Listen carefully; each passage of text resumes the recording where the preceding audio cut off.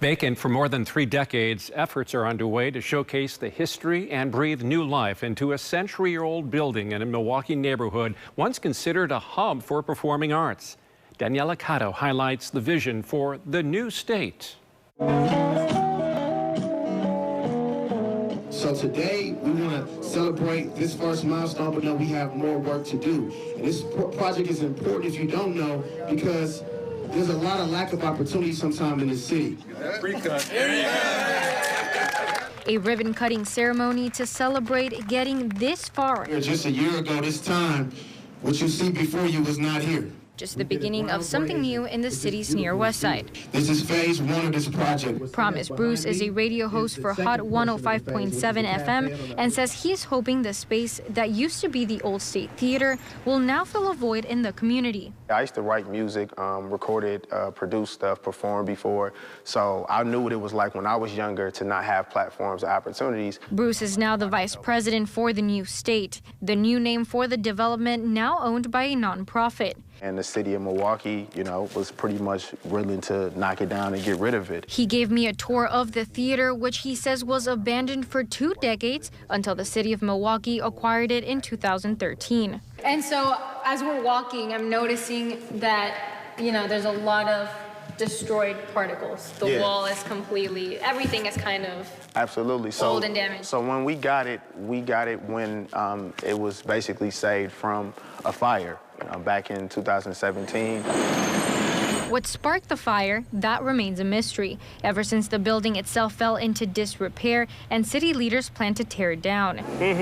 But before the wrecking balls arrived, there were those like Dima Pogdrev nearby who sparked an idea. I got a call from John Hennessy, and he goes, "Hey, Dima, I don't know if you remember, this is John Hennessy with Hennessy Group. We met like 10 years ago. I showed you a property I was redeveloping when you were looking for a studio space. Well, it's done now. I'd love to give you a tour of this new space." Because the dilapidated building at 26 and State held a hidden history. Built in 1915, the building used to be a black and white cinema. Then in the 70s, it evolved into a popular nightclub known as the Electric Ballroom and later renamed the Palms, where major classic rock acts like The Police, as heard in this 1979 recording, U2 and AC/DC, all performed before becoming household names. But that history faded. In its later days, the building became a strip club called Hoops. To this day, a stripper pole remains and basketball hoops are seen attached to the walls. One of the challenges initially was because of the fire, asbestos went everywhere, so we couldn't get in here.